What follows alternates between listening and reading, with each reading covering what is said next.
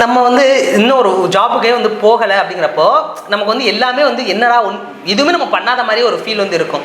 So இப்போ at least வந்து நமக்கு வந்து இந்த மாதிரி ஏதாவது ஒரு சின்னது நம்ம ஒரு டார்கெட் வந்து ஃபினிஷ் பண்ணோம் 6 to 8 நம்ம ஒன்று வச்சுருக்கோம் அப்படின்னா அதை ஃபினிஷ் பண்ணுறப்போ ஒரு கான்ஃபிடென்ட் இருக்கும். இந்த கான்ஃபிடென்ட் எப்போ நமக்கு வந்து மோட்டிவேஷனாக வந்து மாறும்னா நீங்கள் எனக்கு வந்து ஃபஸ்ட்டு ஆனால் வைக்கிறதுக்கு ஸ்டார்ட் பண்ணுறதுக்கு வந்து மெயின் திங் வந்து ஸ்டடி பிளான் இருந்துச்சு. ஆப்வியஸாக என்னால் என்னோட டார்கெட்டெல்லாம் வந்து ஃபஸ்ட்டு முடிக்க முடியலை தான். ஏன்னா இது ஸ்டடி பிளானை வந்து மோட்டிவேட் பண்ணுறதுனா ஒன்றுமே இல்லாத இடத்துல ஒரு டார்கெட் ஒன்று இருக்குது, காற்றுல வந்து சும்மா குச்சி எறிகிறதுக்கும்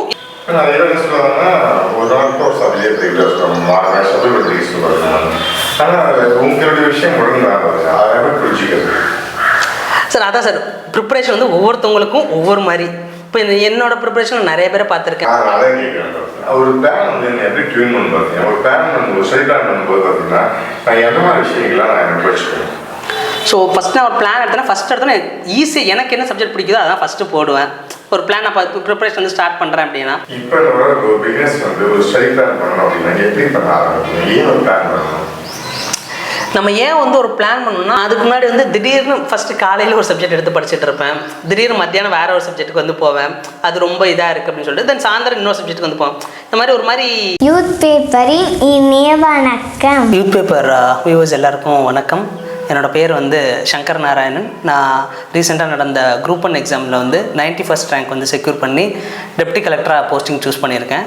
நான் குரூப் 4 வந்து படிக்கிறப்போ இப்போ என்னோடய ஸ்டடி பிளான்னு சொல்லி பார்த்தீங்கன்னா காலையில் கொஞ்சம் ஒரு 6-7 அந்த மாதிரி வந்து ஸ்டார்ட் பண்ணிவிடுவேன். ஒரு 7 கிட்ட ஆவரேஜாக வந்து ஸ்டார்ட் பண்ணிவிடுவேன். என்னால் வந்து ஒரு குறிப்பிட்ட ஹவர்ஸ் தான் வந்து ஒரு ஃபுல் ஃப்ளெஜ்டாக வந்து படிக்க முடியும். எல்லாருக்கும் ஒரு குறிப்பிட்ட ஹவர்ஸ் இருக்கும். நடுவில் வந்து நான் கொஞ்சம் பிரேக் வந்து எடுத்துப்பேன். அதே மாதிரி என்னால் வந்து லாங் நைட் இதில் நான் நைட் அவுட் கிடையாது, என்னால் நைட்லலாம் வந்து படிக்க முடியாது. என்னோட அதிகபட்சம் இது வந்து அது ஒரு 9:30 or 10 அவ்வளோதான். அதுக்கு மேலே வந்து என்னால் வந்து இது பண்ண முடியாது. அதுக்கு முன்னாடி லஞ்சுக்கு அடுத்து ஒரு 1 hour வந்து பிரேக் வந்து எடுத்துப்பேன். தென் காலையில் படிக்கிறப்ப நம்ம எல்லாருமே வந்து கொஞ்சம் ஃப்ரெஷ்ஷாக இருப்போம். ஸோ அந்த ஒரு 7:30, 8 இந்த மாதிரிலாம் ஆரம்பித்தோம்னா அது ஒரு 11 அந்த மாதிரி வந்து போகும். அதுக்கடுத்து ஒரு சின்ன பிரேக்ஃபாஸ்ட் முடிஞ்சோம்னா கொஞ்சம் பிரேக் இருக்கும். தென் திரும்ப கொஞ்சம் நேரம் சாப்பிடுவோம். மத்தியான நேரத்தில் மோஸ்ட்லி வந்து ஏதாவது கொஷின் பார்க்குறது இல்லை வீடியோ பார்க்குறது. ஏன்னா மத்தியானம் வந்து நம்ம கொஞ்சம் ஸ்லீப்பியாக இருக்க ட்ரை பண்ணுவோம். ஸோ அதனால் அந்த டைமில் வந்து வீடியோஸ் மாதிரி ஏதாவது பார்க்குறது இல்லை கொஷின் பேப்பர் சால்வ் பண்ணுறது இல்லை சும்மா ஏதாவது டிஸ்கஷன் ஃப்ரெண்ட்ஸ் கிட்ட ஏதாவது கேட்குறது அந்த மாதிரி தான் வந்து இருக்கும். தென் திரும்ப ஒரு 4-5 எல்லாம் ஒரு டீ பிரேக்லாம் முடிச்சுட்டு திரும்ப அந்த காலையில் இருக்க ஜோஷ்க்கே வந்து திரும்ப வந்துடும் ஈவினிங். ஸோ அப்போது வந்து திரும்ப ஒரு 6 to 10 நடுவில் வந்து ஒரு 1 hour 1/2 hour வந்து டின்னர் இருக்கும். ஸோ அப்படி வந்து படிச்சுப்பேன். பிளான் இந்த சென்ஸ் ஸ்டார்டிங்கில் இப்போ நம்ம ஒரு டெஸ்ட் வரப்போகுது அப்படின்னா அந்த டெஸ்ட்டுக்கானதை ஒரு டாபிக் சூஸ் பண்ணிவிடுவோம். ஸோ இப்போ ஹிஸ்ட்ரியில் ஒரு 4-5 இது டாபிக் வந்து கொடுத்துருக்காங்க அடுத்த டெஸ்ட்டுக்கு அப்படின்னா அதில் இன்றைக்கி ஒரு 2 டாபிக் இன்றைக்கி அப்படிங்கிற மாதிரி வந்து ஸ்டார்டிங்கே வந்து இது பண்ணிடும். ஸோ இந்த டாபிக் முடிஞ்ச அளவு நம்ம இன்றைக்கி தெளிவாக முடிக்கணும் அப்படிங்கிற மாதிரி தான் வந்துருக்கும். ஸோ இது முடிக்கலைன்னா அடுத்த நாள் கொஞ்சம் நேரம் ஆகும். ஸோ அதை முடிச்சுட்டு அதுக்கு அடுத்த நாளைக்கு ஏதாவது ஒரு டாபிக் எடுத்திருப்பேன், அந்த டாபிக் அப்படியே சூஸ் பண்ணிப்பேன். அன்றைக்கி டெஸ்ட்டை பொறுத்த வரைக்கும் ஒரு 4-5 நாள் கழிச்சு டெஸ்ட்டுக்கு ஒரு 4 நாள் நமக்கு அந்த டெஸ்ட்டுக்கு படிக்கிறதுக்கான டைம் இருக்குன்னா அந்த டெஸ்ட்டோட சிலபஸை அந்த 4 நாளில் வச்சுப்பேன். காலையில் ஃபஸ்ட் டே வந்து இதே முடிக்கணும், செகண்ட் டேல இது பண்ணணும் அப்படிங்கிற மாதிரி வந்து பிரிச்சுட்டு அப்படி படிப்பேன் சார். அதுக்கு முன்னாடி வந்து திடீர்னு ஃபஸ்ட்டு காலையில் ஒரு சப்ஜெக்ட் எடுத்து படிச்சுட்டு இருப்பேன், திடீர்னு மத்தியானம் வேறு ஒரு சப்ஜெக்ட்டுக்கு வந்து போவேன், அது ரொம்ப இதாக இருக்குது அப்படின்னு சொல்லிட்டு தென் சாயந்தரம் இன்னொரு சப்ஜெக்ட்டுக்கு வந்து போவேன். இந்த மாதிரி ஒரு மாதிரி ஒரு அன்ஈவனாக இருக்கும், பிளானே இல்லாமல். ஏன்னா ஸ்டார்டிங்கில் என்ன படிக்கிறோம், ப்ரிலிம்ஸ்க்கு எப்படி படிக்கிறோன்னு தெரியாது. இப்போ ஒரு டெஸ்ட் சீரிஸ் போட்டோம் அப்படின்னா அதுவுமே வந்து இருக்கும். ஓகே இந்த சப்ஜெக்ட் ஃபுல்லாக டெஸ்ட்டு, இப்போ ஹிஸ்ட்ரி வந்து 6 to 10 வரைக்கும் ஃபுல் டெஸ்ட் அப்படின்னு நம்ம சொல்லியிருந்தாங்க அப்படின்னா ஃபுல்லாக நம்மளால் படிச்சிருக்க முடியாது. இது எப்படா படிக்கிறதுங்கிற மாதிரி வந்து இருக்கும். ஸோ கொஞ்சம் வந்து ஸ்டார்டிங்கில் வந்து ஒரு லாக் இருந்துகிட்டே இருந்துச்சு, ஒரு பிரேக் டவுன் இருந்துகிட்டே இருந்துச்சு. அதுக்கப்புறம் போக கொஞ்சம் கொஞ்சமாக வந்து படிக்க ஆரம்பிச்சு இதுதான் இம்பார்ட்டன்ட்டு அப்படின்னு சொல்லிட்டு இப்போ ஹிஸ்ட்ரி டெஸ்ட் எடுத்தோம்னா நமக்கு அப்போலாம் எது இம்பார்ட்டண்ட்டாக படிக்கணும் இல்லை எது அதிக வெயிட்டேஜ்லாம் தெரியாது. அப்போதைக்கு நமக்கு திடீர்னு இந்தியன் ஃப்ரீடம் மூமெண்ட்டில் இருப்போம், இப்போ ரொம்ப போர் அடிக்குதா இல்லை எனக்கு ஏதோ ஒரு மாதிரி இருக்குன்னு சொல்லிட்டு டக்குன்னு முகல்ஸ் வந்து போயிடுவோம். ஒரு மாதிரி அன்னீவனாக படிச்சுக்கிட்டு இருப்போம். ஒன்று எடுத்தோம் அப்படின்னா அதை கம்ப்ளீட்டே பண்ண மாட்டோம், அதை ஒரு ஃபுல் ஃப்ளெஜ்டாக வந்து படிக்க மாட்டோம். ஸோ இது எனக்கு கொண்டு வரதுக்கு கொஞ்ச நாள் வந்து ஆச்சு. ஸோ அதுக்கப்புறம் தான் போக ஒன்று எடுத்தோன்னா அதை முடிச்சிடலாம், இல்லைன்னா இதுவும் ஒழுங்காக படிக்க முடியாது நம்மளால, அதுவும் ஒழுங்காக படிக்க முடியாது, ஒரு மாதிரி ஒரு ஹாஃப் பேக்கடாக பாதியில் தொங்குற மாதிரி வந்து இருக்கும் அப்படிங்கிறது தெரிஞ்சு அது 2-3 டெஸ்ட்டு போச்சு. டெஸ்ட் போனதுக்கப்புறம் தான் கொஞ்சம் கொஞ்சமாக வந்து அதுக்கு அடாப்ட் பண்ண ஸ்டார்ட் பண்ணேன் நான். இப்போ ஒரு பிஸ்னஸ் வந்து ஒரு ஸ்டடி பிளான் பண்ணணும் அப்படின்னா எப்படி பண்ண ஆரம்பிக்கணும், ஏன் ஒரு பிளான் பண்ணணும்? நம்ம ஏன் வந்து ஒரு பிளான் பண்ணணும்னா அப்போ தான் வந்து நம்ம என்ன மாதிரி இதில் இருக்கிறோன்னே தெரியும். இப்போ நம்ம வந்து ஒரு டாபிக் ஹிஸ்ட்ரி வந்து நான் ஒரு 4 days நான் போட்டிருக்கேன், 6 to 10th இருக்கிறதுல ஒரு டாபிக் வந்து நான் 4 days வந்து போட்டிருக்கேன். இதை நம்ம முன்னாடி பிளான் போட்டோன்னா அந்த 4 days நீங்கள் அதை ஃபாலோ பண்ணும் பட்சத்தில் தான் வந்து நீங்கள் என்ன படிக்கிறீங்க. உங்களுக்கு வந்து இது நம்ம ஹிஸ்ட்ரி படிக்கணும் ஃபஸ்ட்டு, இந்த 4 நாள் ஹிஸ்ட்ரி படிக்கணுங்கிறது உங்கள் மனசில் பதியும். நீங்கள் பிளானே போடலைன்னா ஃபஸ்ட் நாள் ஹிஸ்ட்ரி எடுப்பீங்க, 2ஆம் நாள் ஜாகிரபி எடுப்பீங்க, 3ஆம் நாள் எக்கனாமி எடுப்பீங்க. ஸோ இது 3மே கடைசியாக வந்து 3மே ஒழுங்காக படிச்சிருக்கவும் மாட்டீங்க. ஹிஸ்ட்ரி ஒரு நாள் உங்களால் எத்தனை முடிக்க முடியும், ஒரு குறிப்பிட்ட டாபிக் தான் உங்களால் முடிக்க முடியும், ஃபுல்லாக முடிக்க முடியாது.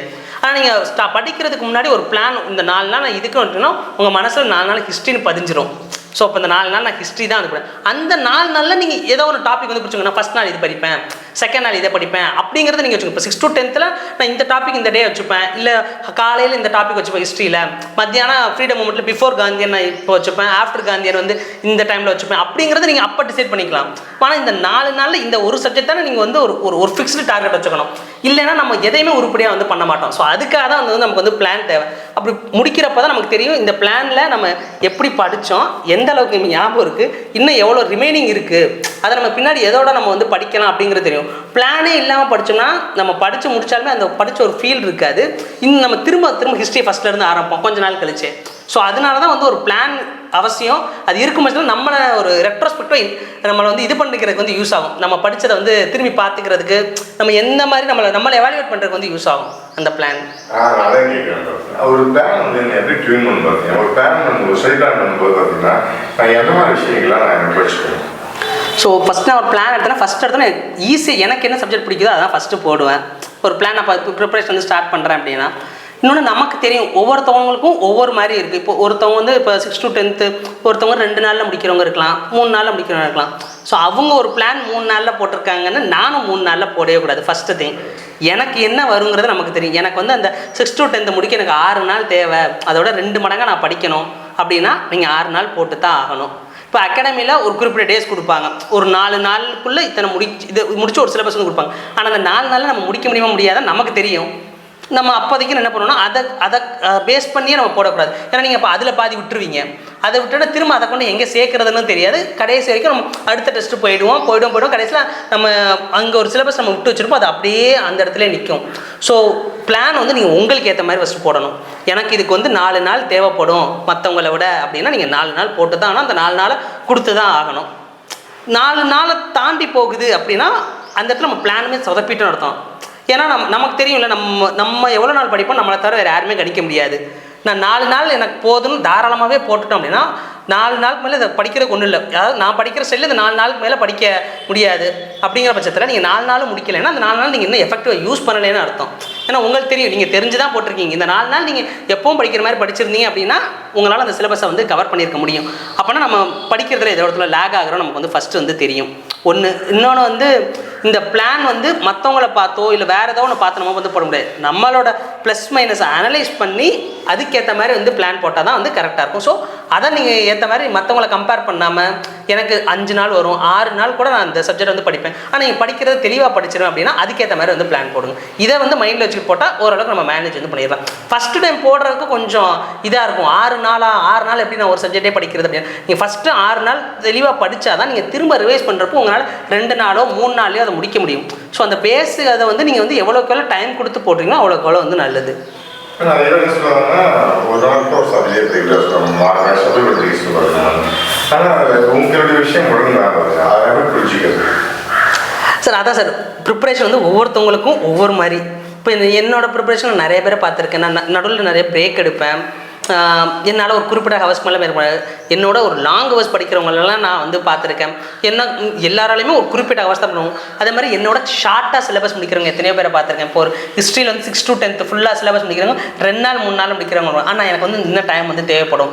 ஸோ நான் அவங்கள பார்த்து நான் போட்டேன் அப்படின்னா வந்து இது இப்போ நான் வந்து 6 நாள் ஹிஸ்ட்ரி சொல்கிறேன், என்னால் 6 நாளுமே படிக்க முடியாது போகலாம், 5 நாளில் முடிக்கலாம், இல்லை 4 நாளில் என்னோட லிமிட்டை ரீச் பண்ணியிருந்திருக்கலாம். ஸோ அதுக்கு மேலே என்னால் அது எனக்கு தெரியும். ஸோ இதுக்கு மேலே நான் போனால் கண்டிப்பாக உள்ளே போகாது, மனசுக்குள்ளே போகாதுன்னா நான் இப்போ ஸ்டாப் பண்ணணும். ஸோ இந்த பிளான் நீங்கள் போடுறதும் சரி, அதை மாடிஃபை பண்ணுறதும் சரி, அதை எவாலுவேட் பண்ணுறதும் முழுக்க உங்களை சார்ந்ததாக இருக்கணும்.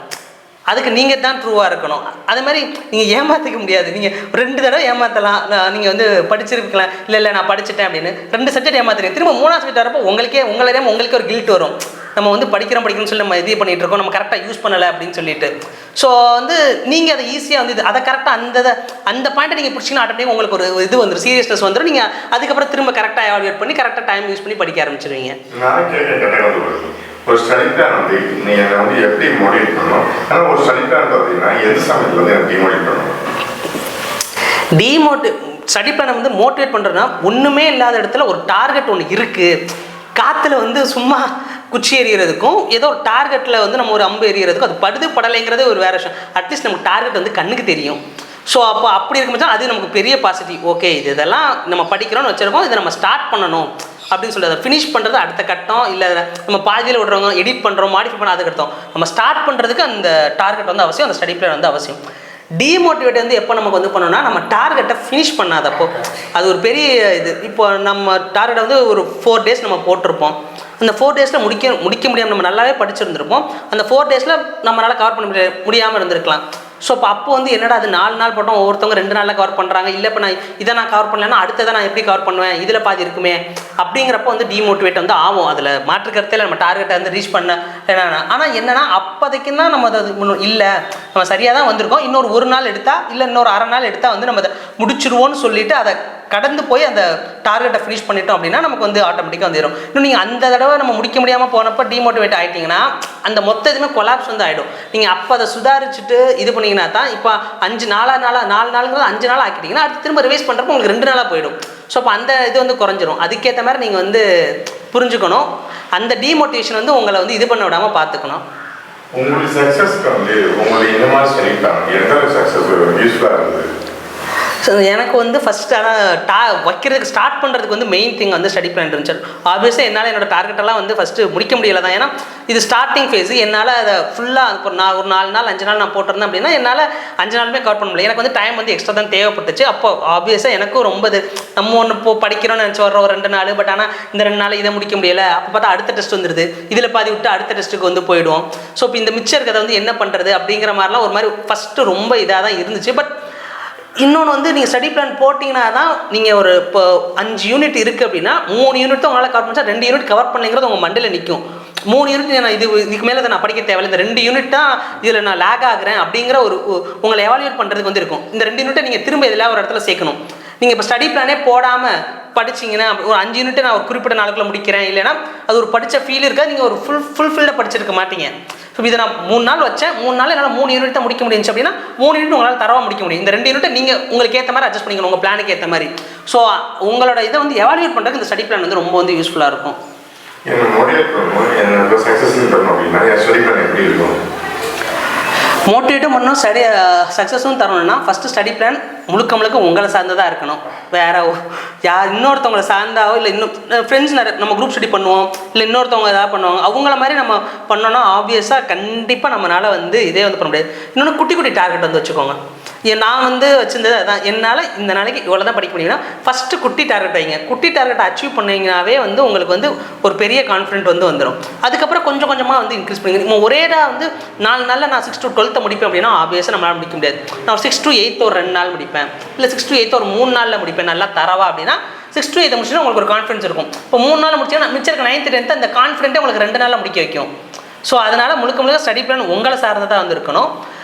உங்களை சார்ந்து வந்து நீங்கள் டிவைஸ் பண்ணணும். குட்டி டார்கெட்டாக நீங்கள் அச்சீவ் பண்ணிட்டீங்க அப்படின்னாலே ஆட்டோமேட்டிக்காக வந்து உங்களால் அந்த ஃபுல் பிளானையுமே கரெக்டாக எக்ஸிக்யூட் பண்ண முடியும்னு நான் நினைக்கிறேன். நம்ம வந்து இன்னும் ஒரு ஜாபுக்கே வந்து போகலை அப்படிங்கிறப்போ நமக்கு வந்து எல்லாமே வந்து என்னடா எதுவுமே நம்ம பண்ணாத மாதிரி ஒரு ஃபீல் வந்து இருக்கும்.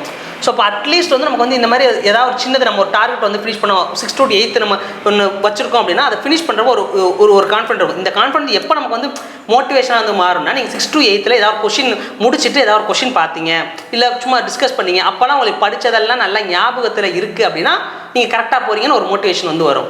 ஸோ நீங்கள் ஒன்று முடிக்கிறீங்க அப்படின்னா அட் த சேம் டைம் அதை நீங்கள் எவாலுவேட்டும் பண்ணி பார்த்துக்கோங்க. அப்போ தான் அந்த பிளான் வந்து உங்களுக்கு வந்து மோட்டிவேஷனாக வந்து மாறும். 6 to 8 முடிச்சிட்டிங்க அப்படின்னா கொஷின் பாருங்கள், previous year question paper solve பண்ணிங்கன்னா ஓகே இதில் நம்ம சொதப்புறோம், டக்குன்னு ஏதாவது கொஸ்டின் நம்ம தப்பாக பண்ணுறோம், டக்குன்னு திரும்ப 6 to 8 அந்த டாபிக் போய் எடுத்து பார்ப்போம். அப்போ இப்போ நமக்கு வந்து டாபிக் எடுத்து அதை சரி பண்ணிட்டோம் அப்படின்னா இன்னும் நல்லா கான்ஃபிடென்ட் ஆகிடும். ஸோ அப்போ அந்த பிளானும் முடிச்ச மாதிரி ஆயிடுச்சு. நமக்கு வந்து அது மோட்டிவேஷன் பரவாயில்ல, படித்தோம் ஒரு 10 கொஸ்டின் பார்த்தோம், ஒரு 9 கொஸ்டின் கரெக்ட் ஆயிடுச்சு, ஒரே ஒரு கொஸ்டின் தான் தப்பாயிருச்சு, அதே நம்ம சரி பண்ணிட்டோம் அப்படிங்கிற மாதிரி ஒன்று வரும். நீங்கள் இந்த ஜெர்னியில் ஒரு 4 years இருக்கீங்க. ஆரம்பத்தில் ஸ்டடி பிளான் ரீசெண்டாக ஸ்டடி பிளான் நிறைய வித்தியாசம் இருக்குது.